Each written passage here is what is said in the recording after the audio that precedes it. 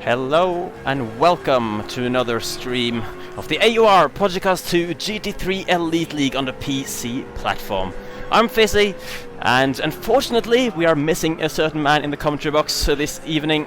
King Kodiak, our normal main commentator, he is unfortunately unable to be here with us today. So I will try to lead the things from my end of the world, and luckily though I am joined by another man who has some experience commentating and also some experience from driving in this particular league, and that is Mr. Ycoms. Hello everyone. Well, it's kind of an unusual thing really for me to be in this commentary box here with you, but yeah, I will try to my best really to replace KK and yeah, join the action with you. Indeed, and I'm glad to have you here. So it is the penultimate round of the season. Season 9 is nearly over. It's round 9 out of 10, and we are at one of the most difficult and tricky circuits in the whole world. We are at Bathurst for this race, an hour-long race up and down the mountains in Australia. It should be very interesting indeed, and very challenging for all the drivers. So, as I skip to the track view here, we can see it also very early in the morning. The in-game time is around 5 AM, so the sun is only just starting to come up here, and we are currently watching Jadier, our championship leader, go around the final corner to either finish or start a lap. We are already actually 7 minutes through in this qualifying session, so nearly halfway through, several times on the board as you can see. And Jadier currently holding second place, the whole second of Popsu actually, the man who's been his main challenger for race wins in these races where he has actually been challenged this season. But Jadier could actually wrap up the season here today in terms of his driver championship. So I'm gonna quickly bring up the standings for you all, so you can see Jadier currently leading by 49.5 points. Because he's got that annoying half a point, which makes all the gaps very annoying to say, but 49.5 points down to Tidney. Oh, that's another thing I need to mention as well, actually, something that affected the results from last week's race quite a bit, but I will take that actually after qualifying, because that's quite a bit to talk about. At the moment though, all we need to know is that Jadier, with a normal result for him here today, he will wrap up this championship. We'll get more into that in a bit. And Chris, I'm not sure how much you have followed this season, but Some of the races, but not really that, to an extent where I call myself really, knowledgeable, really. Well, it was a thing or two about racing, at least in general. So I'm sure that's hopefully enough for today. Hopefully it's enough. As we saw Tidney just going back to the pits to restart a run there. Yeah, the man who was quite late out into the session anyway. Everyone was already completing their first flying lap, and he was still in the pits. So he only had one run so far. So yeah, not quite sure why he didn't come out earlier in the session. That's hard to say. It's obviously a track. Oh, what's he sliding through turn 2 there? It's one of those tracks where it's very easy to make mistakes. For what we know, maybe has had some problems on an outlap, hit some walls, which is very easy to do around this track, obviously, and especially in these conditions when it's quite dark, I would say. Yeah, definitely. I mean, I really like. I always like how you can set these conditions in Project Cast. Really, they look really beautiful every single time, and it also adds quite a cool element to a season. Really, if these things change all the time, even though they're obviously set before the race, before the race all the time, but still though, really looks cool. Definitely does. Yeah, you can. It looks a lot lighter when you're having the camera pointing up towards the sky, down towards the track here. It looks still quite dark actually, even though the sun is starting to peek out here in this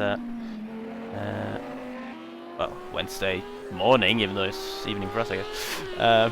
Yeah. Australia is having weird times, so it makes sense. I think, we might as well stay with Tidney, because he's going to start a lap soon, so then we might do maybe an onboard lap with him in a bit. So we got 5 minutes to go in the session, and still Popsu. He's actually extended his gap Wow, ever gap by so 2 slightly. Yeah, exactly. 2/10, 2 or 3.1. Pop's looking absolutely dominant so far. And Jade in the pits, but I think he might be able to complete another lap if he comes out very, very quickly now. So Yep. let's go on board then with Ticheney for this particular lap and see how well Bathurst is really looking like in an onboard lap. I think most of you are familiar with the track, but there's still. Yeah, it's obviously a long and a tricky one. Turn 1 though, relatively straightforward, normal 90-degree left-hander. Then you got some, well, the start of the uphill, I guess. A long straight down into turn 2, which is a corner that is actually more tricky than it looks, I think. You're braking uphill and it's a little bit cambered, and it can tend to unsettle the car, especially with that big curve on the inside. Ticheney are really pushing through there. Looked pretty fast, in my opinion. Then very tricky braking zone through turn 3 and into turn 4, where you're slowing it down while you're turning a little bit, and then going up the hill. I'm not sure these GT3 cars are going to be flat out through that particular corner. Normally they're not. Yeah. Excuse the interruption, boys. I'm sorry, but Fisi, could you start the pro stream? Okay. No props, dude. I'm used to King Kodak being the one doing that, so he's not here. That's why it's been a bit different. Yeah, no props. All We're right. okay. Yep, so a little advertisement for the pro stream as well. We have the second tier of the PC leagues, also with a stream on the channel. So feel free to go and have a look at that. You can get a little double screen setup if you want to with both the streams. Absolutely, we have actually a very big battle going on for first and second position, and a three-way battle for third actually. So it's very cool. Let's see if I can find this here. Yeah, should be live very shortly for the pro one as well. Have a good stream, guys. All right, likewise. Thank you. Bye. So yeah, I've been on board with obviously with Ticheney through this entire lap. He was a little bit wide there through the chase, but I think it was a pretty clean lap really, with some slides maybe here and there, but maybe that's just how to go around this track, just attacking every single corner, see where he's gonna put himself up compared to Jardy anyway. That's gonna be his target, and he is not gonna improve massively really, up into 8th only. Well, never the 8th, yeah, for the man who's sitting second place in the championship. But it's worth pointing out, I guess, that Bathurst is one of those very high altitude tracks. So it's one of those tracks, we have seen it all the times we've been here in this league on Project Cast 1, where the turbocharged cars have definitely an advantage, more so, well, normally they, on normal altitude tracks they don't necessarily have an advantage in that sense, because naturally aspirated engine cars will work normally, whereas at these high altitude tracks, the normally naturally aspirated engines don't quite work at their full potential. So the turbocharged cars, such as the Ferrari, I believe the Nissan is another one, and the BMW M6 as well, they should have, a little bit more performance here in the theory compared to some of the other tracks we've been at, whereas the Audis, such as the one that Ticheney is driving, might be struggling a little bit more. So that's definitely worth keeping in mind as well. Yeah, definitely. I mean, I remember like in the Project Cars, before the second game came out, it was only between the Bentley and the McLaren, I think. Back then, there was no other car really on the podium even. So yeah, it's going to be very, very hard for the cars really that don't have that turbo available. And Andrix is one in one of those turbo cars, and he's coming across the line actually. Yeah, he's coming across the line, but he didn't improve.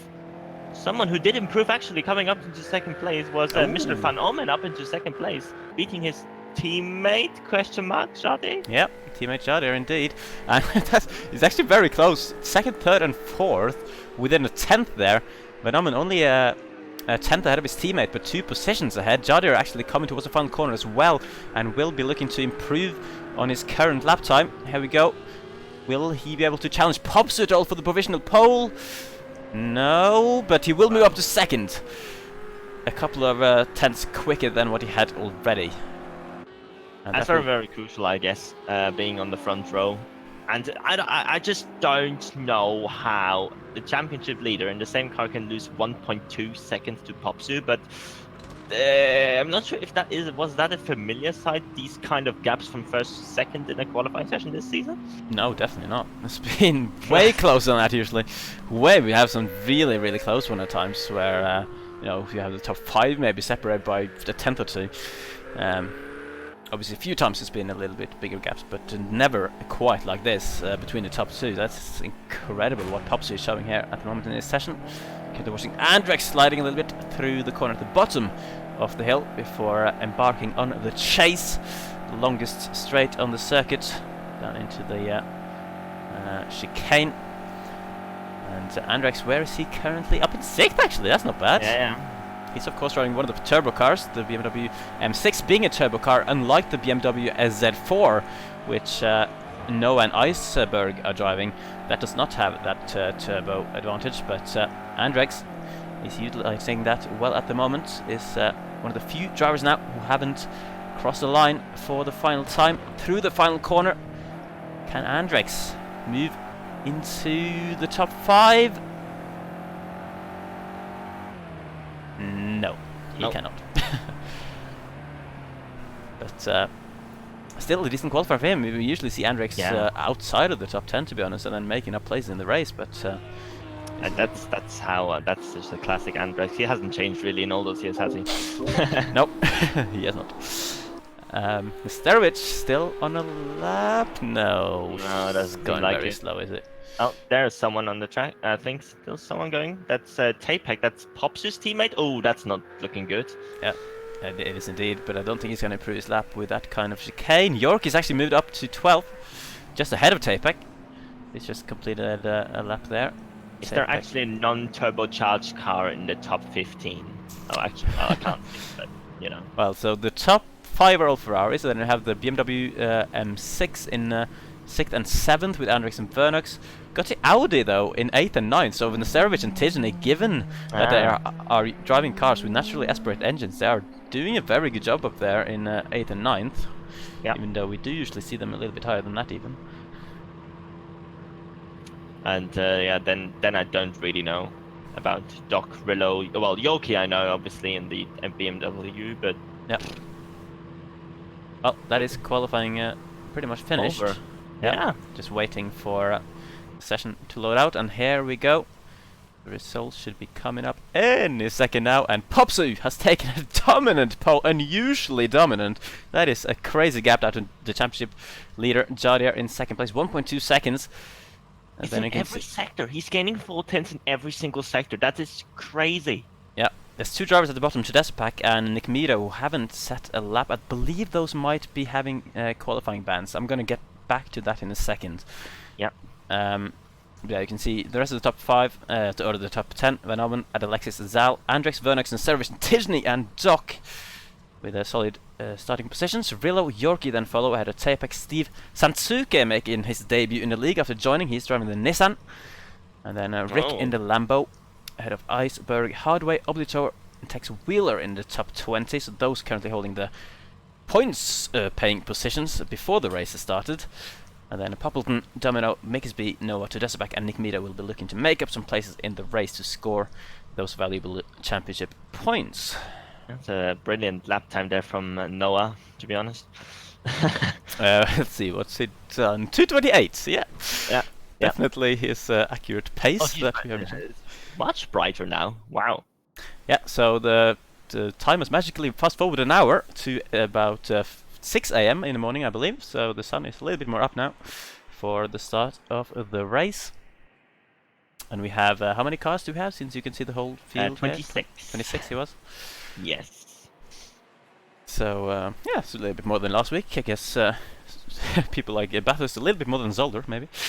Yeah, definitely. Even though, you know, they're both very tricky circuits, just in different ways. Do let me know, by the way, in the chat if the audio levels are fine, because I haven't done a stream from my computer in a while for this league. So if my microphone is a bit too loud or a bit too silent, then do let me know. Otherwise, I will leave that as it is. But yeah, now we can actually get back to the thing about last week. So this is the thing that seems to happen maybe once a season, or a little bit less frequently maybe than that, that you know, a few drivers complain about people being a bit too careless with the track limits at certain races, and Zolder is obviously one of the tracks that are quite tricky in terms of staying within the limits on certain corners, and as a result of those complaints there was a full-on investigation for about every driver in that race, and the investigation had quite huge repercussions for the results from last week's race. Nearly half of the drivers actually got disqualified for being outside the track limits too much. Oh man. So 9 out of the 22 drivers, I believe, that actually got disqualified. Tidney, though, who won the race last week in those extremely exciting conditions, he kept his win. He did not get disqualified. He was one of very few who didn't even receive any sort of penalty, not even a time penalty. And I think, yeah, so Jardier actually got disqualified, Popsu as well, which were the other two on the podium. So Fab Iceman actually got moved up to 2nd place, and Andrex up to 3rd. So that's why, as the driver start a formation lap, I'm going to bring up the championship standings here again. So you can see Andrex, with that 3rd place finish, actually moved up to 5th place in the championship. I believe it was around 8th before last week. And yeah, Jardier's gap probably about the same as it would have been regardless. It's just that Tidney is now the man in 2nd place instead of Popsu. Yeah. And Fab as well ahead of Popsu in 3rd. So those 3 close together, but Jardier can win the championship here today if he just manages to not score less than 9 points compared to Tidney, or less than about let's just 20, say, like, if he finishes ahead, it's fine anyway. Yeah. Otherwise, you have to do calculations. Yeah. Well, okay. If Jardier finishes where he's starting now, which is 2nd place, behind Popsu, then he will definitely win the championship, because he's ahead of Tidney, who's starting down in 9th, and you know, he's only dropping a few points to Popsu, even if Popsu was to stay ahead, so that wouldn't be enough. So he basically needs a 41-point lead or more into the final race in order to secure it before we reach Fuji next week. Ooh, Fuji. Interesting track. Yeah, it's obviously new on this game. Yep. And yeah. But we have an hour-long race at Bathurst ahead of us. It's going to be very, very tricky for these drivers. I mean, downhill section from the first lap, always tricky. Always tricky. Yeah. Well, not only on the first lap, but every lap is tricky. Yeah, but especially with the traffic, if you have like a screen full of rear bumper. So it's very true. If you are driving the cockpit cam, that is. Well, yeah, I'm sure a few drivers don't like to do that, but hopefully most of them do.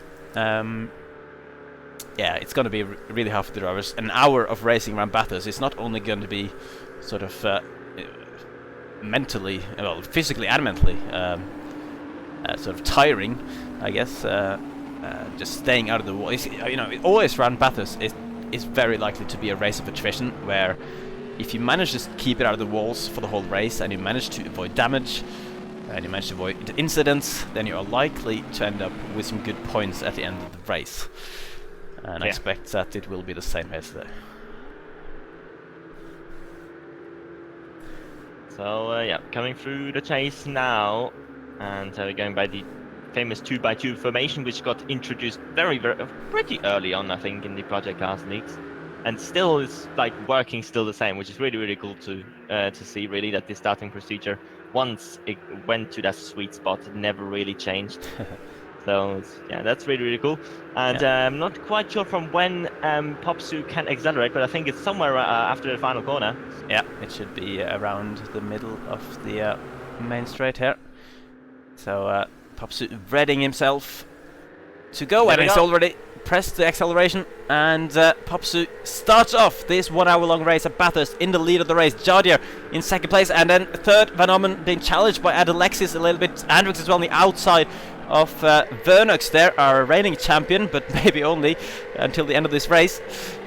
And then some side-by-side towards the back as well. I think Tidney is under pressure a little bit from one of the Ferraris. Rillo up to 10th. He's gained a couple of positions. I think Doc has dropped actually 2 places from where he started. Tidgy though breaking later into turn 2 to defend from Rillo, who's run wide. Don't hit the barrier. I think he might have just clipped it, but he's carrying on. Rillo dropping down to 13th. That's definitely a costly mistake here at the start of the race. Oh, he's dropping to 15th. He's dropping like a stone on this next straight, and that is Sansuke in his debut race scraping the barrier, going up into turn 4 in a tricky braking zone. And the Lambo following closely as well. It's so hard for these drivers to just keep it out of trouble in the first few laps, but it's so crucial if you want to set yourself up for the good race. Oh yeah, definitely. I can see like lots of triangles everywhere, so everyone's pretty still close, apart from Tapak, who has a little bit of a gap already to who is that ahead? That is Nesterovic. Probably after the battle with Tijny, who lost the position off the start. Yeah, so Tijny, down to 10th, and Nesterovic looking to just stay with this group ahead. There's no really places to overtake. Going through the stadium section. Ooh, who was that? One of the yellow Ferraris? Zal, I think. Yeah, that was Zal, yeah. Scraped the barrier on the exit, going onto the chase, and being chased by Andrex in that BMW M6. Should be getting a little bit of stripping. Will he try to pull alongside to make a move here already on the first lap? Up into the top 5. No, he's it looks like he's just staying behind for now. Zal anyway, defending the inside just to make sure. Through the chicane. Andrex though getting a really good exit. Yeah. That's one of the things really, before, like, if you come into the chase, into the chicane, if you don't really make the move before the kink, it's going to be very, very hard in these cars, because it's just, side by side through the kink, at that such high speed is going to be very, very... Oh, there we go, up ahead though. Battle for third. Yeah, very true, what you said, and battle for third at the Lexus, trying to pressure Mr. Van Omen here. And they are going to be side by side into turn 2. The Lexus is getting a better exit out of that 90-degree left-hander. Oh, he's pulled alongside even before the braking zone. Will Van Omen try a daring move to try and stick it on the inside? No, he backs out of that one. It's this is one of those corners where it's quite hard to go side by side, to be honest. And Van Omen probably picking the wiser option there to back out, as Andrex is still on the move on the outside into turn 4. Oh, that is tricky as well. Zal defends the position nicely on the brakes, but wow, some feisty overtaking attempts already at this early stage of the race. Yeah, definitely, and that's really like benefiting the top 2 to pull away. You can see already the gap from Jardio down to at the Lexus, over 2 seconds already, and Andrex is just on their back here. He's just like pushing. Does he want to be that? Oh no! Zal's gone across the corner, and so has Vernox just behind. Ooh, is that going to be a slowdown for Zal? No, I think he might have gotten away with it, actually. Yeah, maybe he slowed down enough. I don't know if that makes any difference. He's kept the position, though, ahead of Andrex. I don't know if there might have been a little bit of touching, maybe, between them in the braking zone that could be led to him going away, because Andrex was so close behind him. I'm not even sure how he could have known when to brake when he was right up underneath the rear wing of Zal. But either way, both of them live to fight another day. It seems like the kitchen is really, really struggling. He's now under pressure from Yorkie, and with that power the BMW M6 has, he's just going straight past the Audi. No chance for Tijny there at all. Yeah, Tijny must have felt like it's sitting duck. Oh, but Yorkie has messed up the braking zone. Yeah. I was saying, like, he was very, very, very late into the brakes, and then he just, overshot it. Luckily, didn't hit the car in front of him. But let's have a look at the front rear too, really, because Jardio is right behind Popsu on the at the start of lap 4, 5, 4 probably, or 3. I'm not sure. But either way, it's very, very close behind, and just scaring Popsu a little bit. Popsu just covering off the middle of the track just in case here. Jardio getting a good exit as well. I mean, Popsu was so much faster in qualifying. 1.2 seconds was the gap over 1 lap between these guys. But we have seen, in previous races as well, the gap hasn't been that big then.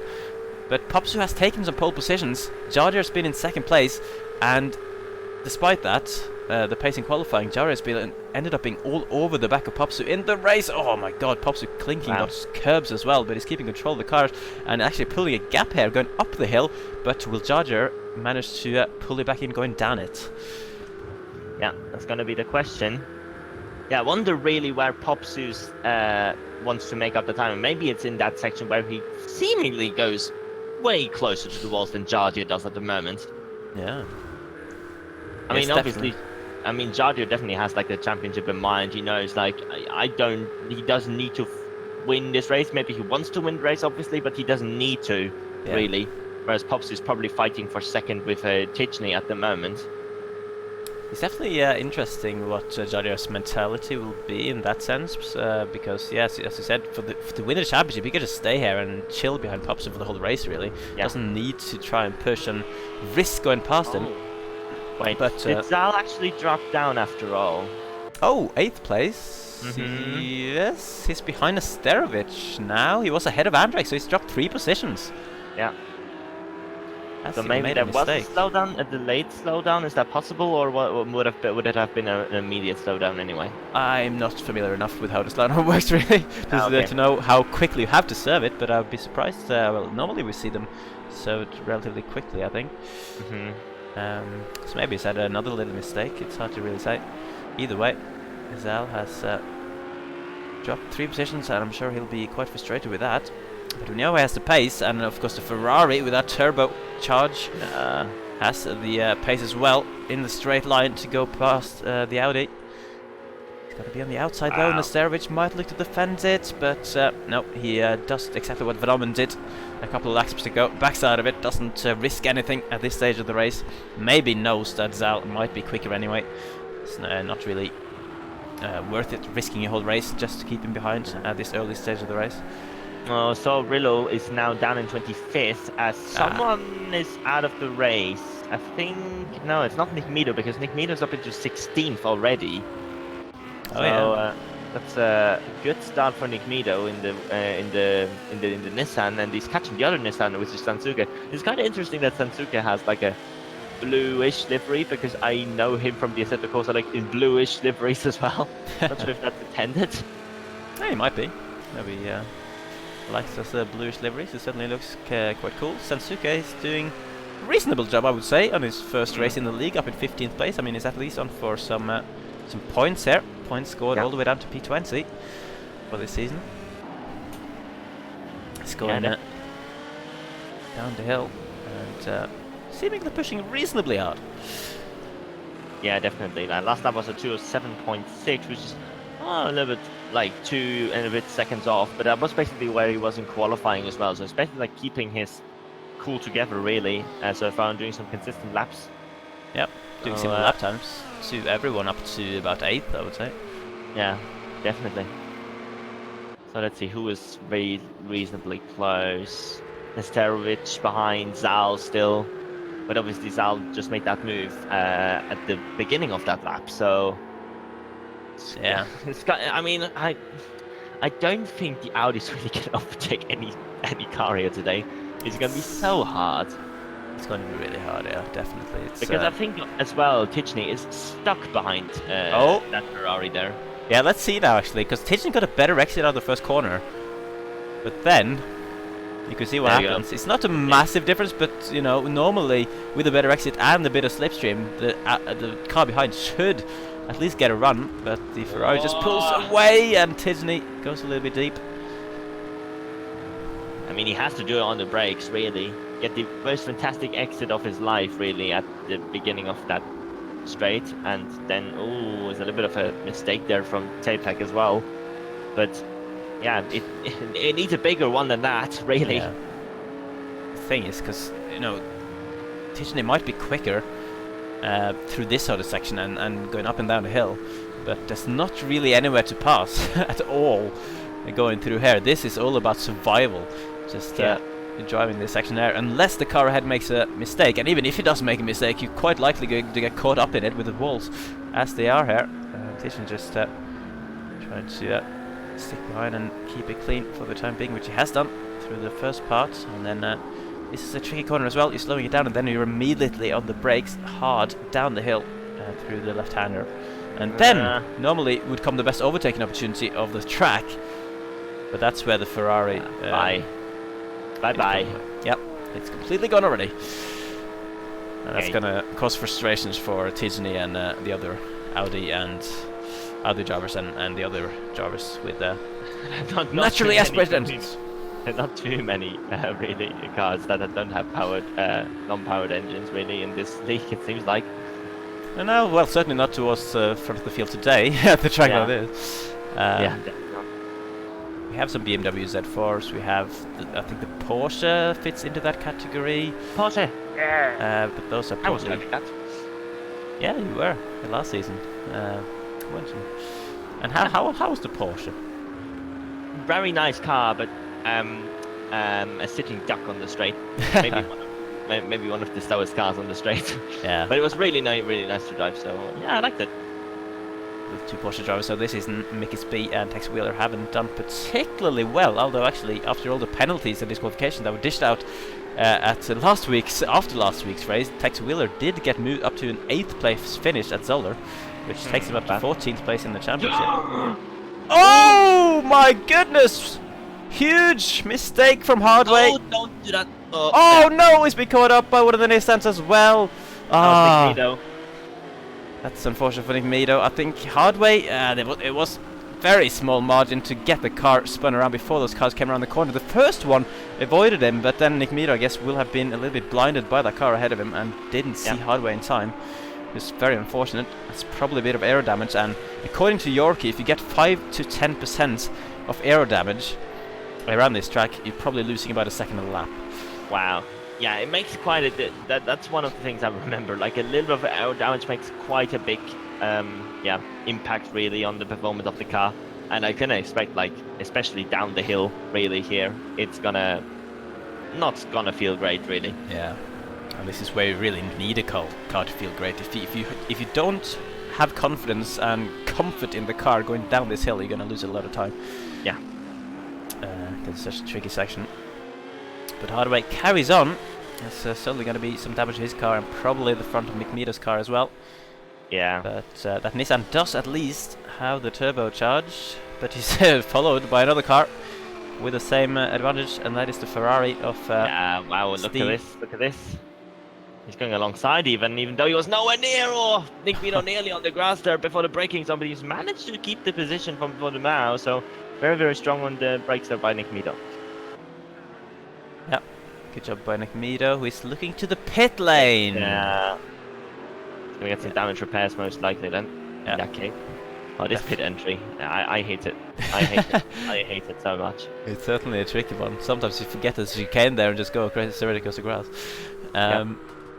Oh, Jardier has... Oh, wow. He's completely dropped off the back of Popsu since we were last on with him. Yeah, it's 9/10 last lap. Jardier was within a second last time, but now Popsu has found back his qualifying pace. And yeah, as you said, 9/10 last lap, a 2:05.8, the only man in the 05s, in the 5s, yeah, so far in this race. Jardier was even slower than Adelexis and Mr. Omen? Van Mr. Omen, yeah. Mr. Van Omen, there you go. The Dutch guy. Yeah, so, you know, is Jardier struggling a little bit, or is Popsu just really good around this track? Well, based on qualifying, you would say the latter, really. Yeah. I mean, no one yeah. Oh, wow, who was... Oh, okay, that's Willow probably getting lapped, if I'm not mistaken. No, that's not Willow, that's its teammate. I don't know who it is then, in that case. Willow's teammates... I've forgotten as well, but we have Van Omen, yeah, just going past... Oh my goodness. At Alexis? Could be, but like, it says 24 people for me, and everyone are within 55 seconds. He said Alexis actually was challenging Phenomena, might be Willow's teammate, actually, just on that point. But then in that case, Alexis just got past. He did indeed. Yeah, that's true. Did he? And he's trying to challenge him back. But how did he have to have a slowdown then? Most likely, I guess. Possibly, yeah. That was down the hill. That was quite interesting. He's going back on the attack though. Oh, straight on the inside of turn 1. Is that going to give Van Omen a better exit though for the run to turn 2? Yeah. This is a great battle actually for the final spot on the podium. You know, I think the top 2 are already well into the distance. There's no point even thinking about Popsu and Jardier for these guys. They'll be fighting it out for this 3rd place. Up the side, no. But Van Omen again just not wanting to go side by side through here, and I can completely understand that. Yes, definitely. Yeah, it's one of the most awkward corners really to go side by side, especially if you're on the outside. It's so hard to hold it. And yeah, drivers being really respectful so far with battling into that corner. Someone always backs out so far. Yep. So, corners that are notorious for incidents, and obviously hard way. We already saw in this race. He lost it completely by himself, I believe. Yeah. Oh. To Desert Pack, was well in the pits. He was, of course, along with Nick Meadow, one of the two that started right at the back of the field without a quality lap. Go out of the pits. That pit guy says you can go. Yeah, to Desert Pack, either not feeling like going back out, or he's actually getting some additional repairs, maybe. Then what's the pit crew, well, the Lollipop Man could be bothered to give him. Oh, and Sansuke is out of the race. Oh, yes. Oh no! Was that a disconnection? Well, he's in the chat saying it wasn't too long a race for me. It might have been a disconnection, or he's had some kind of big accident. But you know, no, he didn't see anything. I didn't see him dropping through the field. Yeah, this stage of the race, even if you have a big accident, I mean, probably still, you know, it's a long race to go. There will definitely be other drivers having incidents at a track like this in a race this long. So. You know, surely would have carried on regardless, as Van Orman goes very deep in the final corner. It's going to lose him several tenths to Alexis, and give the red Ferrari a bit of breathing space at the time being. And Andrix is not actually too far behind, and Vernox as well, doing a pretty good job here. Vernox obviously not had the best season in his championship defense. He won season 8 as the champion, changed from the Ferraris to the BMW M6, hasn't gotten along with it as well. I just saw that in the background. Zal having an absolute nightmare through the first corner, touching the grass there and had an oversteer moment. He's going to lose position to Tichney, who is still stuck behind that Ferrari. Oh my goodness, yeah. Zal, so he was up in 5th, then he went to 8th, and now he's down in 10th. That'll be frustration for that yellow Ferrari. But yeah, Tichney got to get a position back then, and as you said, still hanging onto the back of Tapek, but just not finding any way past with that Audi. I mean, look at the previous lap. Popsu 205.2, Shouty 206.4, and everyone else in the 207s or 8s. What in the hell? It's absolute insanity, really, from those guys at the top there. They are so good. I mean, they've shown it throughout the season. Normally it's been Jardier with the upper hand, but Popsu has found some kind of different alien level around this particular circuit. Tichney almost looked like he was actually challenging Tapek into the downhill bit. That is not going to be easy. And now Zal will have a chance. Oof. Into the dipper we go. Zal trying to take a late apex there to open up the corner. I mean, he's gonna have the advantage here on the straight anyway, but maybe he's too far back. Yeah, Tichney maybe getting a little bit of slipstream help as well, but that naturally aspirated engine won't be helping. Zal is closing in a little bit. Tichney though surely will go defensive.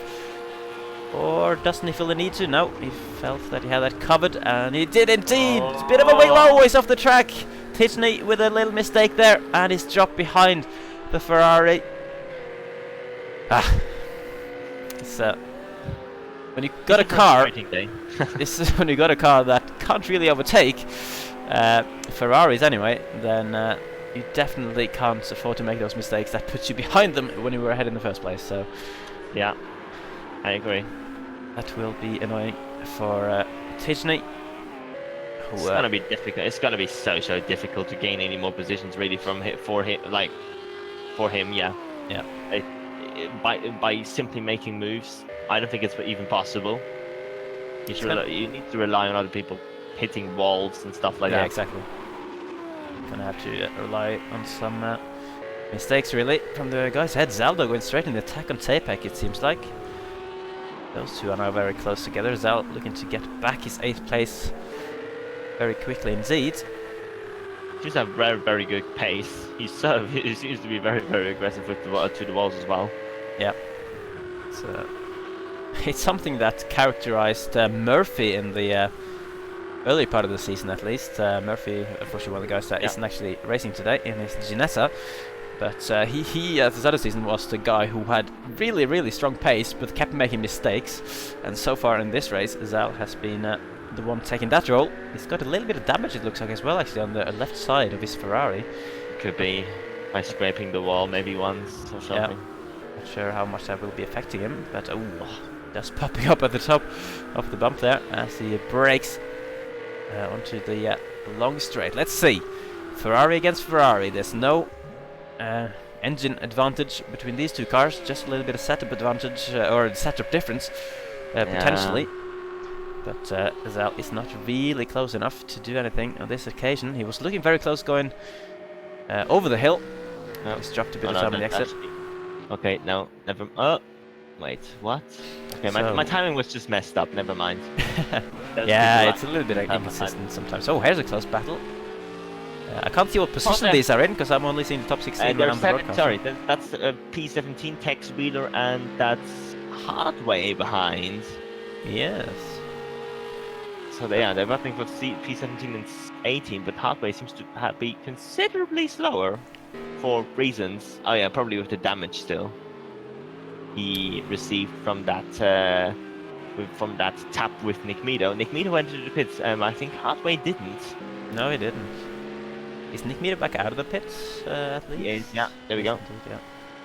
He's behind those people now, and he's 4 seconds, maybe 5 seconds a lap quicker. He's the second quickest. He's the third quickest guy on the track at the moment after Jardi and Popsu. But obviously he's on considerably fresher tires by now as well, if he changed tires. Yeah, I mean, it's not actually... Oh, there's a spitter in the background, actually. One of the Z4s has lost it there at the final corner. Iceberg. Yeah. That's a bit of a problem. So, 2:19.8, that's a brilliant lap time as well. almost as good as his... was it him that had the 2:28s in the qualifying? It was his teammate, it was Noah. Ah, yeah. So the Z4 is clearly having a good day, it would seem. Noah is also out of the race, he's not here. So Noah was the the one. I think he was the one who actually dropped out very, very early. Yeah. And Iceberg currently 21st, annoying 21st place, which is the first position that doesn't give you any points, so he'll be also hoping for some kind of shenanigans to happen ahead. Maybe it could happen here, as Tex Wheeler is on the charge behind Nicholas Domino. Nicholas Domino, yeah. That's Nicholas Domino in the Mercedes. Yep. I can't remember really if the Mercedes has the naturally aspirated engine or not. That's not the right line though. No, the AMG doesn't. It's just very fast on the straight, but it doesn't have the power like the turbo. Good to know. But neither does the Porsche, so it's not going to really make any difference in this particular battle. Let's have a look.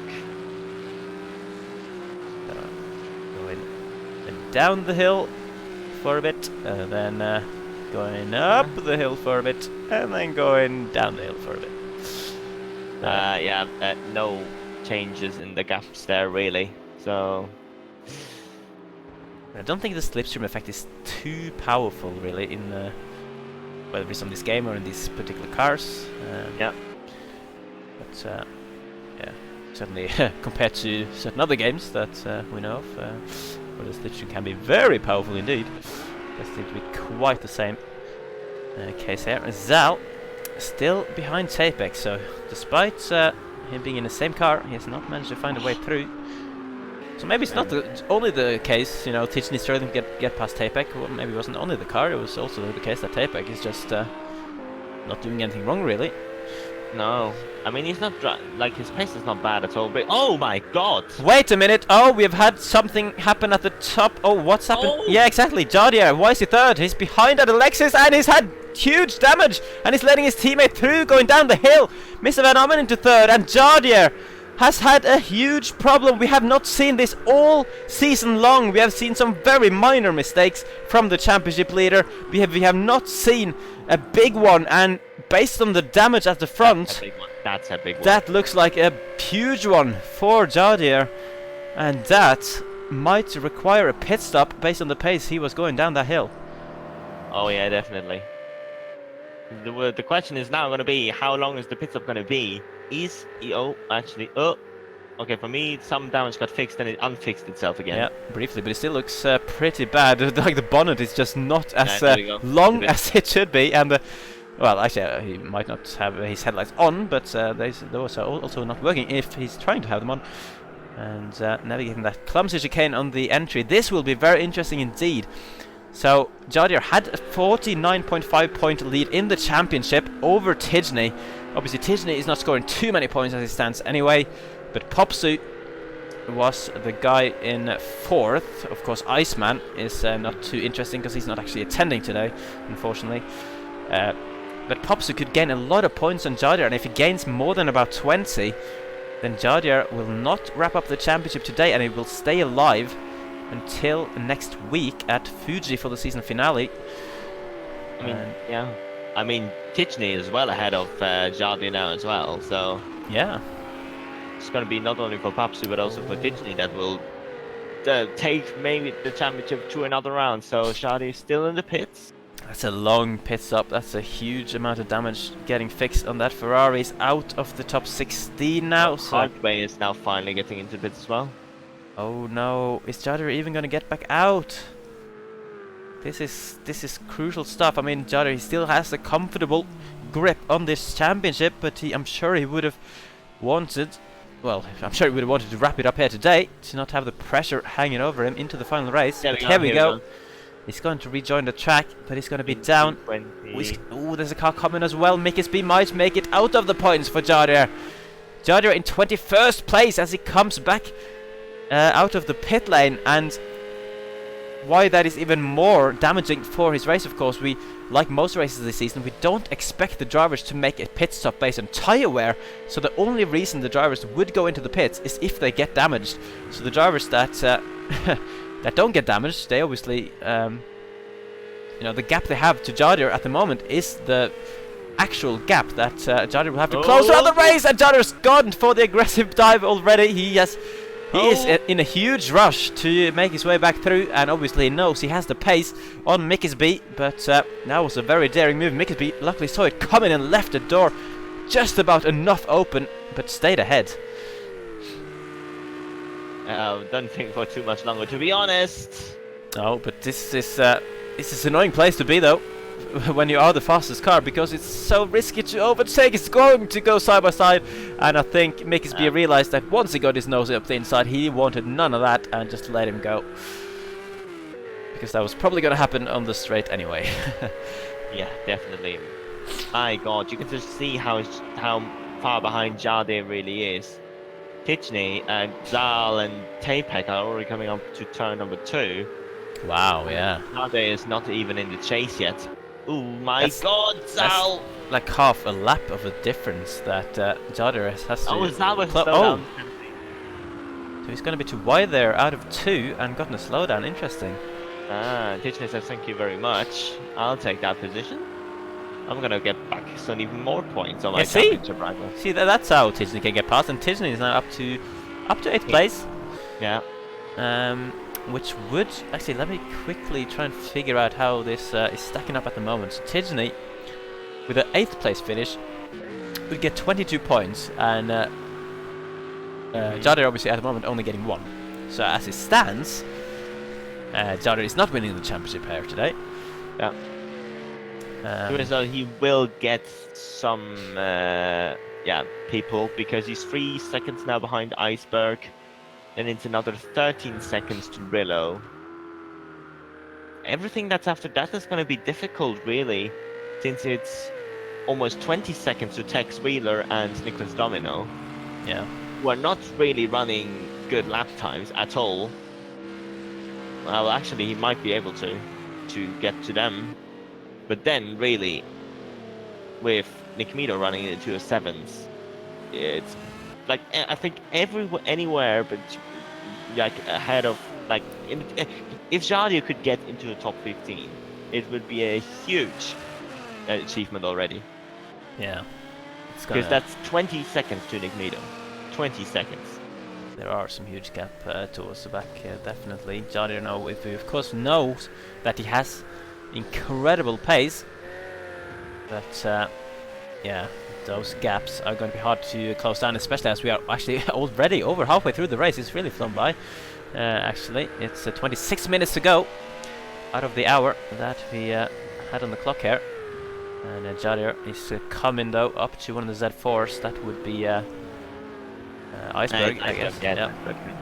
Oh no! Oh! What was that? Hardway?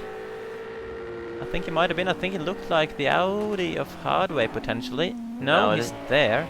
What was that then? There was a car. Oh, it was two desert pack. Two desert packs. There we go. Okay. Does that mean was he already lapped, or does that mean? He was already lapped in his last now. Well, he's gonna get lapped by everyone, it seems. That's yeah, two desert pack. Starting from the back, unfortunately, has not had a day to remember here at Bathurst. And Popsu though, what a drive from him at the moment. His car looks completely fine. He doesn't seem to have touched any walls, even though he's we definitely saw him get very close when we were riding behind him on board with Jadier in the early part of the race. He's using the whole width of the track, but also showing incredible pace. He's continuing to bang in the 205s, which not a single other driver in the race has done so far. Oh, 265 this lap, but still. Zal is now even behind Yorkie, and he's got some mirror issues. Not mirror issues. Behind me. Sorry, windscreen issues. Windscreen damage. Let's see. If you look closely, there we go. You see it? No. But I'm blind, so that's fine. Oh. But yeah, so Yorkie is up into 9th actually. That's it's a decent return for Yorkie at the moment, who's had also quite a difficult season, it has to be said. Yorkie only 23rd in the championship. He missed the last 2 weeks. He has had a couple of disconnections. He's had only 2 finishes in the top 10.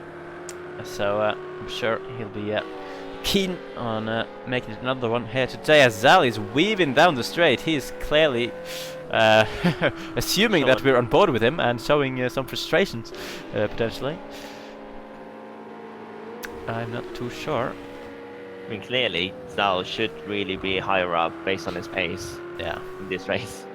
And he's probably picked up quite a bit of damage along the way now. So it's going to be harder now for him even to get back. Oh, he's going so late on the brakes. That's not the first time we've seen that in that corner from him. Yeah, he's definitely pushing hard. But yeah, it's just, like as we mentioned many times, it is one of those tracks. You have to stay out of trouble. You have to avoid those walls. If you want a good result, and you know, top 10 normally for most drivers wouldn't be a bad result, but when you start around the top 5, then finishing 10th would be a disappointment for Zal. So he'll be pushing hard to try and make up some places again. Ooh, the 2 Lamborghinis close together, the 2 Rainbow Lambos. Rick just behind Oblitor. Yeah, Rick was also one of the drivers that showed really good pace at times in the first half of the season. He as well has missed the past 2 weeks, so we haven't really seen him for a while. He's only though had 1 really good finish. That was 5th place in round 2. Apart from that, he's only been in the points twice. But you know, he's definitely, I think he's shown potential for finishes that are way better than what he's gotten so far. Whoa. Interesting line to the dipper, really. 2 Lambos taking very different lines, I must say. Yeah. Oh my god, I'm getting triggered every single time by that gap. It looked like for a moment they were side by side again, Zal and Yorkie, but they clearly were, when they clearly were or not. Yeah. Let's go back to the Lambos. So I'm not really sure who's been ahead out of these 2 for the duration of the race, or who qualified ahead, but don't know either, really. The 2 Lambos certainly running similar pace, it would seem anyway. Previous lap Rick was a little bit quicker. Yeah, based on the season so far, you would sort of predict him to be a little bit quicker. But Oblitor has done something right, certainly, in this race to be the lead Lambo at the moment. Will Rick want to go for a move though, and Nick Meader running a little bit lonely now after his pit stop. I think Nick Meader's pit stop must have been way shorter than Jadier's one. Yeah, yes, it definitely was. And look at the pace as well Nick Meader has. Really, really strong.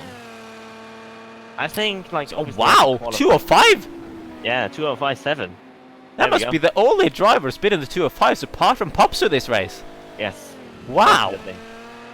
Oh, actually, no, Jardi did a 205.5 last lap as well. So these three drivers, but like considering Nick Meadows pit stop, obviously, he did a pit stop, obviously, but it was not too far into the race. It was not maybe 9 minutes into the race or 10 minutes into the race, whereas like Jardi's pit stop was like over halfway through the race. Yeah.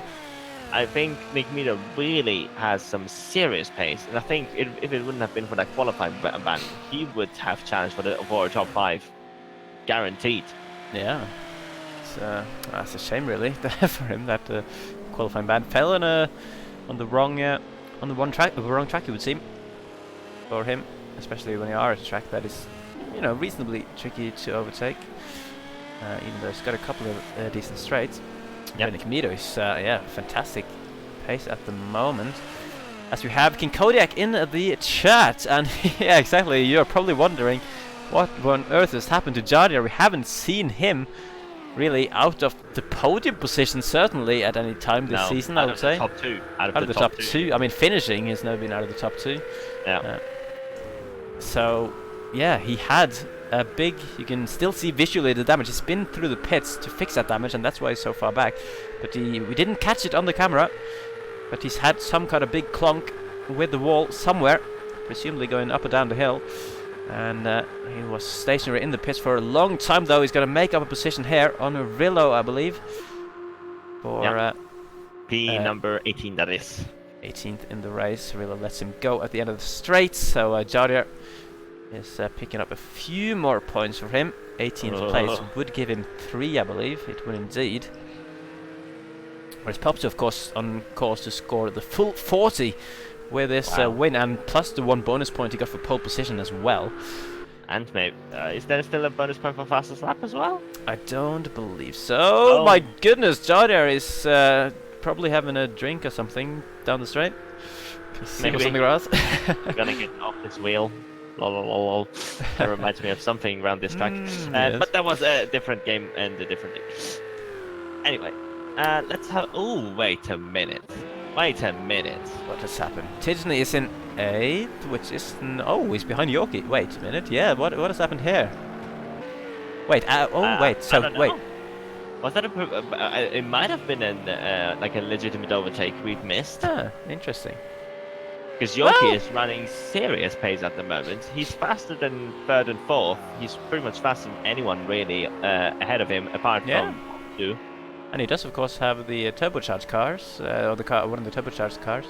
Unlike the Audis, it's not unlikely that he would have made that move on the straight somewhere. And K-Pack is now... Oh no, actually he doesn't, but I thought he was closing in on Nesterovic, but the timing again proved me wrong. Yeah, so he's actually not catching Nesterovic. Time-wise, last lap he was 6/10 quicker.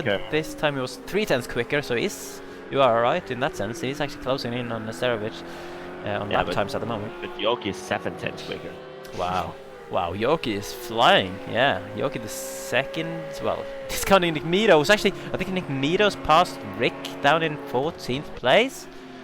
I must have, yeah. He must have. Since Rick must have made a mistake or something, because his last lap was really, really slow. And he's also dropped out back off his teammate as well. Yeah, so Rick was just behind his teammate, and now he's several seconds behind. So. Nick Meadows. I mean, how far up can he really get? What's the gap? So yeah, I mean, there's a huge gap ahead of Jock in 11th, but I think Nick Meadows on the pace he's showing could definitely get up to there at least.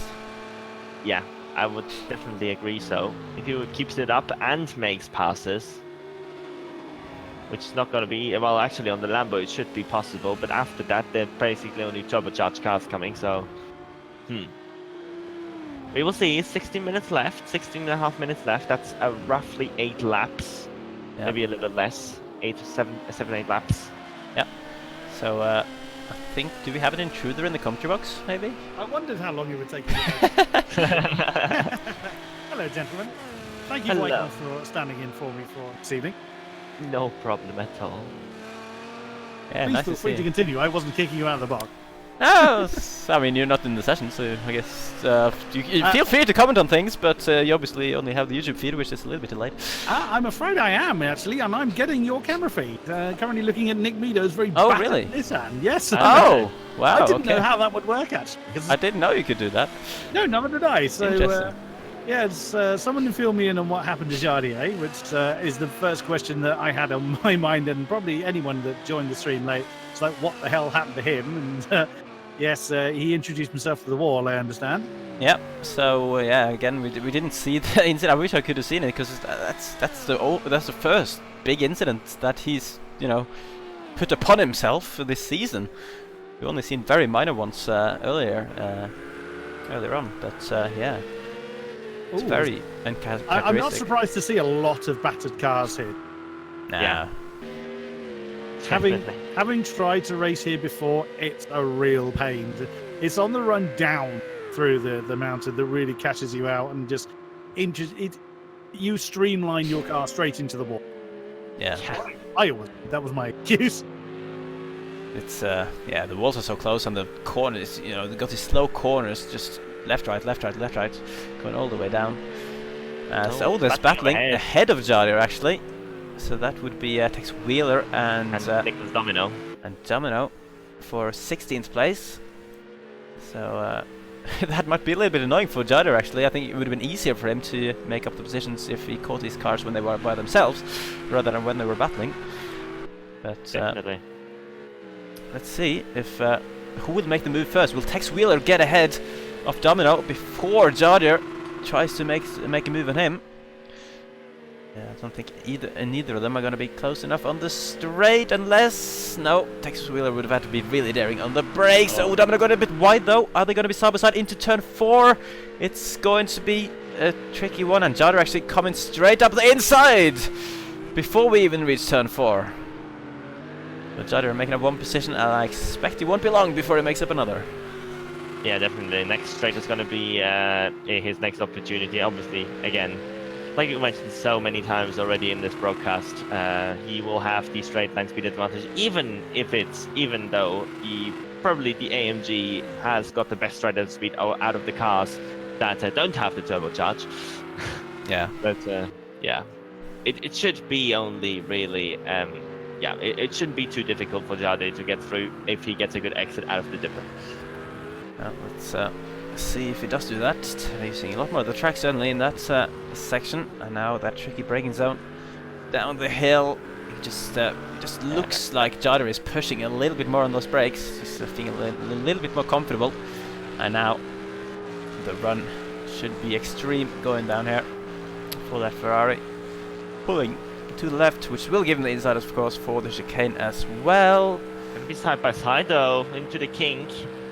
Oh my goodness, there's a bit of touching Jardier on the grass, but he's managed to keep control of it. Domino, is he going to be able to stay on track? No, he's had to cut the corner. Jardier as well, nearly going on the grass on the exit of the chicane. Is Domino going to be able to stay ahead of Tex Wheeler? Is the question. It looks like he will, just about. Ooh, that was very close. Jardier actually had to work for that a little bit more than he probably would have liked there. Yeah. How on earth did he slow that down? You touched the grass there, and that is normally, as Martin Brunn says, you're going straight to the scene of the accident. That was very, very well. Looking at the state of that Ferrari, that must have been very hard work to keep that thing from just spinning off into the dust. Oh, yeah, definitely. Would indeed. So I'm looking up, and actually Nesterovic, York is close with Tisney behind, and Tapek ahead of him is very close behind Nesterovic. And of course we know that Ferrari has got that engine advantage at this high altitude track over the Audi ahead, but I'm not sure Tapek is going to be far enough either. I mean, I think both Nesterovic and Tisney are driving really well, actually. They are, they really seem to be really fast in the twisty bits. And then so far, they're staying far enough ahead, going onto the straights, for the Ferraris to be able to make a move. So Nesterovic at the moment in 6th place, doing a very good job. But Yorkie, with the pace he's shown in the last few laps, he'll be also smelling blood here. As a 6th place, not far ahead of him. look at this. Tapek has really been catching the last couple of laps. He was like, remember when we saw him like 2.5 seconds back? That was like 3 laps ago. Now he's right behind Tapek, and he might even have a look here round the outside. He might even be passed before turn number 2. I don't think the Savage can do anything here. The Ferrari is just that much quicker on the straight at this particular track, and Tapek makes the move easily onto the straight just from getting a good exit out of the first corner. And now Nesterovic will fall straight into the clutches of Yorkie behind him as well. And, yeah, the question here really is, can Yorkie stay with the Audi in this in this middle sector? If he can do that, then it's going to be a guaranteed pass down the next straight. Let's go on board with him, maybe. We had a big wiggle, but Tidgney would have had to run normally to go past him, but the track was just too narrow, and Yorkie was pretty much in the middle of the circuit there, so there's nowhere for Tidgney to go. Let's see now. Savage obviously has to be a little bit more careful, maybe, with that Ferrari just ahead of him, and Yorkie's closing in on the brakes for the first 2 corners there, and staying very close behind Nesterovic, but then Nesterovic gets a good drive down towards this braking zone. And now onto the straight. Nesterovic needs a really good exit. It looks like he hit the apex well, but York as well, nicely on the throttle. It's going to be close. It's going to be really, really close. Oh, he's getting so much. Nesterovic sitting duck pretty much, and this is way more extreme than what we saw from Jardier on the BMW earlier on. And Nesterovic can't do anything about that one. So annoying for Nesterovic. In the space of 1 lap, he's lost 2 positions to both Tapek and Yorkie, and now he's got his teammate behind. At least he's in the same car, so you won't have to worry about the engine advantage on that one. Yeah, definitely. We're going to see some battle between the 2 Audis. Well, yeah, maybe. No, they're not really certain about that. What did you see? What I thought I see? saw position. Oh, yeah, Steve in 14th is dropping some places. I think he dropped 2 places actually. Yeah, Nick Mida also got past the second Lamborghini now, so he's now up into 12th. So that's he is flying out. There's only 1 more position he could realistically get, looking at the gaps, unless someone in the top 10 makes a mistake. Yeah, there's a 23-second gap ahead of Doc there, but at least Nick Mida will be keen to get that position. I wonder what happened to Rick. He was right with Oblator, wasn't he? He was, yeah. Yeah. Oh, he had a problem. I think. Yeah. It was like really like before Nick Mida passed him, he was starting to fall back from his teammates, so maybe there was some touches with the wall as well, which we didn't maybe miss or something. Definitely could be. Seems to be struggling a bit on pace compared to the other guys around. Obviously Steve ahead did 2:11 last lap, but we know that he dropped 2 positions, so he definitely had a mistake as well, or a slowdown potentially. Whereas Nick Mida, despite all this traffic, is in the 2:06s last lap. It's going to be hard for him to replicate that lap now, though, having to sit behind this Mercedes through the whole middle part of the lap, where you can't overtake. You can just make sure you stay alive and get a good run coming onto the back straight. There we go. Nick Mida is really piling the pressure on. It's kind of scary. Oh my god, touching the wall slightly there, I think, as well. He unsettled the car, but he managed to save it. Caught that very, very well. It's the first time I think we've really seen the Nissan actually come alive. We've seen them kind of briefly, so to speak, in the lower position, but Nick Mida is really getting some impressive pace, considering the pace that everyone around him is doing. I mean, you can excuse probably Doc a little bit for having to defend against the Nissan, but that's quite a few times we've seen a really great. Look how much he's closing in. It's only the Merc's supposed to be great in a straight line on the track. What a move! Can he get it done? That was beautiful by Nick Mida. Fantastic stuff, and fair play to the Mercedes as well for giving him just about enough room on the outside, but Nick Mida just so late on the brakes. Fantastic around the outside, and he's up into 11th place. He's reached his peak now, I think, in positions in this race, unless he can somehow find 25 seconds in the last 7 minutes of racing that we have got here. I doubt Doc enjoyed it. Nah. And He might now be a bit under pressure from Oblitor as well, who was running quite a bit quicker last lap, but I think, you know, Doc having that Nissan behind him for the whole lap definitely won't have helped his concentration and his lines. But let's just run through the field quickly. So up at the front, we've got Popsu with a dominant lead. We haven't really seen him much in the race, and there's a good reason for that. Is because he's been completely by himself since the start. After, you know, say the first 5 laps maybe, but Jardier was actually giving him a run for his money, putting the pressure on as we normally see Jardier do whenever he's not in the lead of the race. But yeah, then Jardier started dropping back. Popsu just started pulling a gap. He had at least 5 seconds by the time Jardier made whatever mistake that forced him to make a pit stop. And then at Alexis, he's catching up to some lapped traffic here. That is Hardway and Mickey's B, I imagine. I think Hardway was trying to get out of the way just at the same time Alexis was trying to get a slipstream. So that was a bit no win there for Hardway. Yeah. Oh no! I think Hardway could have maybe tried and stuck with Alexis there and get a position on Mickey's B actually, if he'd not gone off track on the first corner. But I think now Mickey's B will have enough of a run despite slowing down there to stay ahead, and he does indeed. So Alexis in second place, getting through the traffic nicely and cleanly. Manomen holding on to the final podium spots. Andrex was very close behind him for not too long ago actually, but since then Manomen seems to have pulled away a little bit. Last lap they were very close indeed, but Andrex has a 4-second gap to close in. And he's similar behind him, 4 seconds down to Vernox, who will be picking up top 5 for only the second time this race. Second time this season. The reigning champion. So he'll be probably quite pleased with that. Oh, this is close now. Tapek with Yorkie all over his rear end. Yorkie must have been some brilliant, must have done some brilliant work on his tires. Obviously knows the game probably better than anyone else, as you would expect, really. And yeah, it really shows really in that second half of the race how quick he has been after he was definitely like quite a lot slower in qualifying than his teammate Andrex.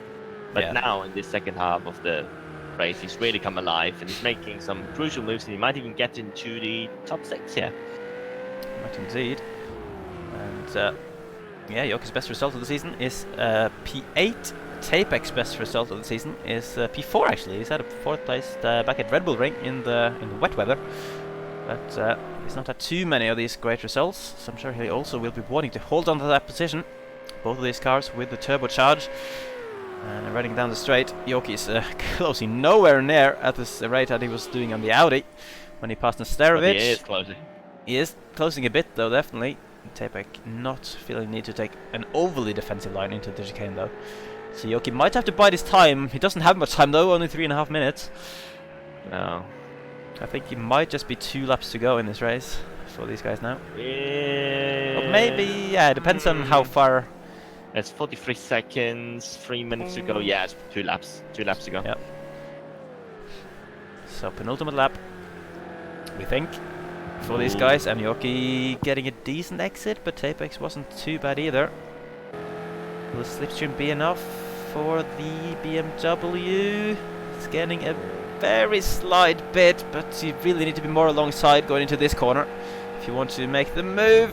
Ooh, Tapek very wisely. So even this is a very narrow part of the track, so Tapek pretty wise there really to just place his car pretty much in the middle. Makes it hard for Yorkie to, you know, regardless of what side he wants to go on.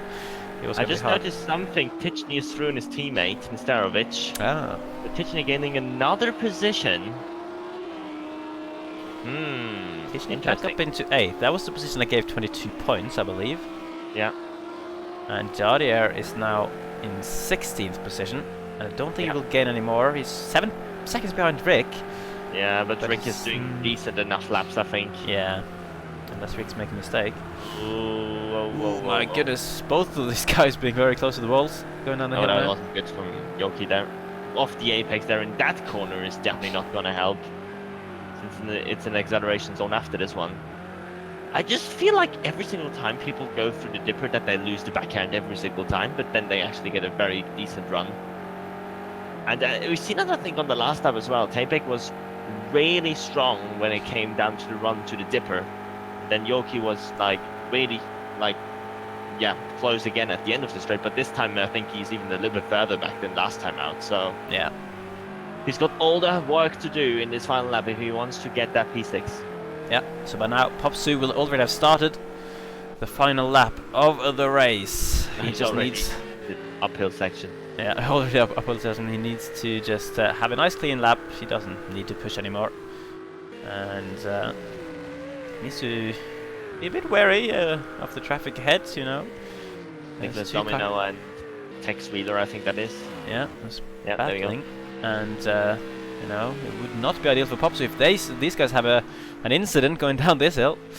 That would be very bad indeed. Of course, these guys maybe well, Tex Wheeler definitely wants to stay ahead of Popsu, I would say, to get another lap.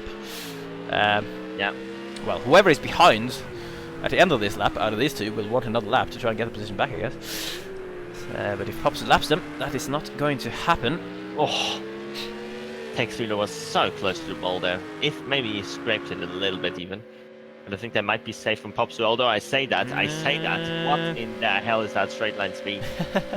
Popsu getting a mega exit again.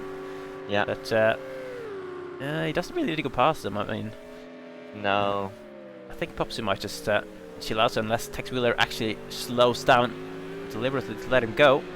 I No, think he's those already guys down. will carry on their battle for another lap, but Popsu only has one corner to go before he wins by far the most dominant win this season, and there's been a couple of dominant ones with Jadier, but Popsu winning by 27 seconds here in round 9 at Bathurst. He's very happy with that. Popsu, fantastic drive, no mistakes whatsoever, incredible pace, really deserved win.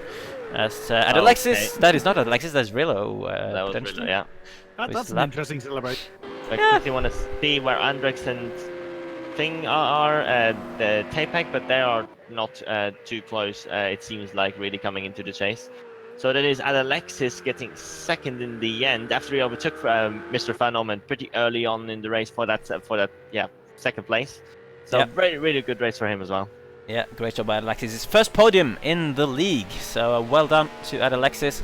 And then Mr. Van Ommen with a solid third place. Andrex not far behind. He is happy with fourth. I'm pretty sure that is his best. Actually, not his officially best result. It's his best position going across the line. But after all the disqualifications from Zolder, he actually got a podium there.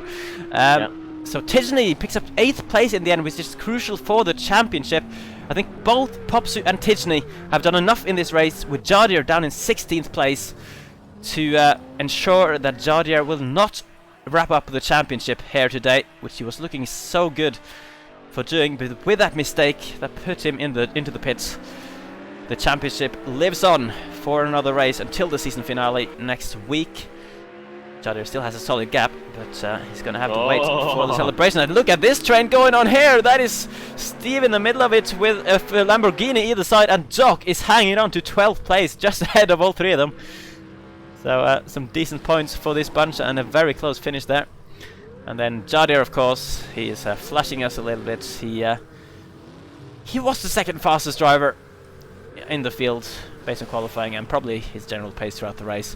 Yeah. But when you make a big mistake, when you hit the walls massively at a track like Bathurst, that is an easy thing to do, and then you pay the price, which Jadier did, by far his worst result of the season. His first time is cross the line, not in the top 2, as Tex Wheeler is all over the back. They did carry on their battle for another lap, but Domino managed to hold on to that one. Was Popsy your pole man? Obviously, I completely missed. Yes, by 1.2 seconds. Wow. Yep, exactly. So he gained 30. Map correct. Guardian closes battle. Go to Fuji to 4. Between you cut out there. What was the gap? Did you say? Well, oh no, beg your pardon. Tidney. Popsu is 64 points down. Yep. 35. But he will gain quite a bit now. Yes, so that's 29 points. So it was Tidney. Oh, Tidney was down in 8th. He'd have closed up a bit, but that's hard work. So Jadier is still in the pounds. Jadier gets 6 points. That puts him on 267.5. And then Tidney gets 22, putting him on 234.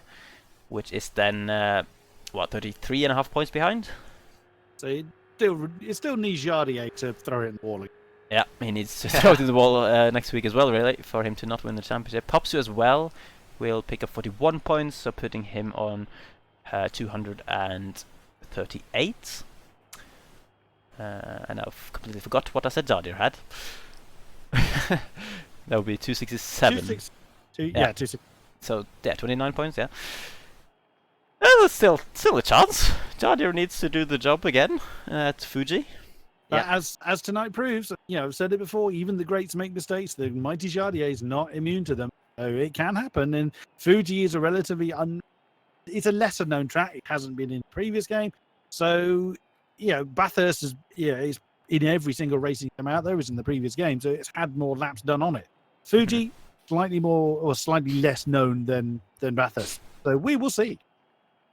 Definitely. Will be interesting. So the championship is still alive. That's the main story coming out of Bathurst after Jardier only getting 16th place and Popsu dominantly winning this race. So we got a few drivers ready for an interview here. We got Andres, we got Mr. Van Ommen. I'm not sure. Normally we of course have Jardier wanting to talk to us. I'm not sure if he is too keen on that after this race. He has put himself in the ready. Oh, he has. Yep, there he is. So Jardier will. Good boy. Good boy, indeed. So normally I would give you the interview honors, KK, but since you rather pointless. Yeah, you haven't seen too much of the race. I shall bow out. So thank you for letting me invade the commentary box. Not that you could have stopped me, but you could have kicked. So thank you for letting me sit here. No worries, and see you next week. Thank you again, Ycoms, for sitting in. No problem at all. Right. You will get more KK next week, but for now, let's hear from a few of the drivers. There's never enough KK. Definitely. So let me just drag those Grab three all of in them. here. Grab all of them in. So who do we start with? I think let's go by finishing position. So the highest finisher we have in the box at the moment is Mr. Van Ommen, who drove his Ferrari into 3rd place on the podium. How are you feeling after that race? Yeah, yeah, pretty good actually. A nice scoring position, that's for sure. I think some nice battles with Alexis. Afterwards, it was difficult to follow him. I think Hendricks drove a really good race, and yeah, I think my 3rd place, of course, to Jardier, who probably made a mistake in. I think it's the sand corner you have in on the mountain somewhere there. I don't know exactly, but yeah, it was a good race. Yeah, did you have any sort of clashes with the walls, or did you manage to keep it clean for the whole race? No, I had a clash with the wall actually in turn 2 at some point, but I only got 1 damage, so I was pretty lucky there. But I had one other problem. That's actually my throttle jams when I entered the final braking zone right after the 2nd long straight. So that was a bit of an issue. Okay. Wow, that doesn't sound quite ideal, but yeah, at least you managed to hold on to the podium. It's pretty solid. Just quickly checking, that is your 3rd podium of the season, and all of them have been 3rd. Yeah. I was hoping for a bit better, but it's okay. It's okay. I'm happy with it. Yeah, still one race to go to try and push for the top 2, maybe. So moving on then to the guy who was chasing you for a lot of the race, Andrex, finishing 4th. How are you doing after that one? Yeah, it's amazing what happens when you actually get a good qualifying position, isn't it? Yeah, it's very uncharacteristic of you, I must say. I don't know what happened there, because that was I put it in 5th on one of the very early laps, and I don't think I really improved over that. But normally I just fall down the order in fairly quick succession over time. But nobody was going really faster than me, and I think I was 6th. Yeah, 6th in the end. So I was like, oh, okay, well that's encouraging. A bit of tweaking to the setup last night, because driving in dirty air is absolutely awful here. So I put a little bit extra wing on, and the car was just absolutely solid. It was planted. No wall contact other than when I was going past, I think it was Mickesby, lapping him at the end there. But I gave Zal a little tap because he braked mega early for me in one of the early laps as well, and I picked up like 4 or 5 damage in the front, and I thought, oh no, that's going to hurt. But no, it was good. Vernix was kind of dropping back a little bit, Van Omen was pulling away a little bit, then you'd maybe have a contact with the wall, and I'd catch a little bit, and then you'd pull away again. So, and obviously Jardy had an issue somewhere and had to pit. So, yeah, fourth is unreal. But the M6 is good here, so this is the ultimate kind of track for the M6. Yeah. So it was nice to be able to kind of give it a good run. Yeah, at least you managed to utilize that to good effect. And you are actually now, looking at the championship, you are 5th place going into this race, obviously after everything that happened with last week's results. And with actually Van Ommen is probably the man who's going to be your closest challenger now for that 5th place in the championship, and Sterovich probably in with the shout as well. I assume your sort of goal then for the final race will be to keep hold of that 5th place? I just run my race. Where I finish is almost irrelevant to me. It's I can't control what other people do. I can only control my own race. So it's just a case of keeping the car in a car-like shape and not spinning it round and picking up damage or something, and you end up kind of hopefully picking up enough points to keep in a relatively good position. So yeah, I'm going for you though. Just run it. Indeed, yeah. Well, you guys hopefully might have a battle next week, maybe for that 5th place. We'll see what will happen there. And finally, of course, let's have a little word with Jadier, qualified 2nd place. You were putting the pressure on Popsu actually for the first few laps, then you dropped back a bit, and then what happened? Well, yeah, I just realized that I haven't practiced for the race, so so actually the setup was like working for the first 3 laps. I was like, after like first 2 corners, I was like, okay, Popsu car is like more stable than mine, but after like 3 or 4 laps, I don't know what happened. Suddenly the car just started like to be oversteering like all the time, and I was just catching the slides all the time, and I couldn't catch the Popsu, and I was like trying to make it safe at least.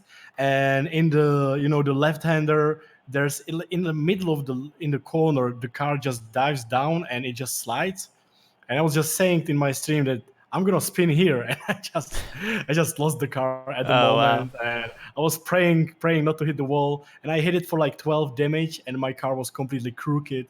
So I was like, okay, I will pit and see what happens.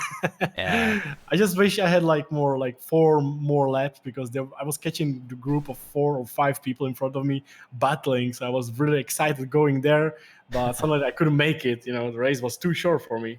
Yeah, it's one of those times who maybe wish the race was a little bit longer than 1 hour. Yeah, I mean, an oversteery car is definitely the last thing you want at a track like this, I guess. And yeah, exactly. I didn't trust my car at all after 4 laps, so it was absolutely crucial on this racetrack, and I need to work on that for the next round, because it was absolutely horrible. Yeah, of course, the championship is still not wrapped up because of that incident, really. So you still have a decent gap. I think you have about 29 points now to Popsu and about 30 something to Tidney. So you still need to do the business, have a solid one at Fuji as well. Yeah, we'll see. I got a bit depressed after Zolder, thanks to Andrex. So the depression. It was just I was thinking all the best about Apex Online Racing, and after that race I was just a bit disappointed, but I completely understand. So that's the case. But I think you weren't the only one. There were quite a few ones that had to suffer from that. But yeah, I know. But I was just, well, it doesn't matter. I think next time I need to practice, and I need to prepare my car, avoid mistakes, and see if I can bring it home. Yeah, let's hope. Yeah, the situations like last week, let's hope there won't be too many more of that, and we can focus on the on-track action, determining the championship here. And yeah, you're still in a good position, but we will see. Probably need to avoid another big crash like today. Obviously, yes. Yep. Which is very easy track not to crash, so should be fine. Fair enough. I'm certainly looking forward to Fuji. I've never raced there. I've never commentated the race there, so yeah, should be interesting. Can we not have King Kodiak commentating as well? Because I think he's my bad omen. Sorry, dude, but every time you're not there, I do well. I think we need to pull him in just to get that 5th place for me. I think it's a good idea. Yeah. Well, all right. Well, with that said, I think probably about time to wrap it up for this stream. Unless, do you have anything to add, Chris? No, not really. I mean, really fun race around a very different and difficult track. And yeah, thanks for having me. And looking forward to the last round next week. Yep. Watching it, obviously. Yep. Yeah, Kinko Rex should be back for the next one. Unfortunately, Van Rex. But yeah, thank you very much for joining me in the box. Would have been definitely a lot harder if I had to sit there by myself. And yeah, thanks to all the viewers who tuned in as well for the race, especially those of you who are still chilling out in the stream after the interviews, because I know we usually lose about half the viewers that can't be bothered with that. So special shout out to you guys, extra dedication, and of course I hope you all will tune in next week as well, next Wednesday, 8 PM UK time. It's the season finale of the podcast to PC GT3 Elite League on AOR. Will Jadier wrap up the championship, or will he have another big crash? Might give Popsu or Tijani a little bit of a chance, but we'll have to wait and see. Hope you join us then. And for this race tonight, I've been Fisi, Chris has been Chris, and Well, see you next week. Goodbye. ah.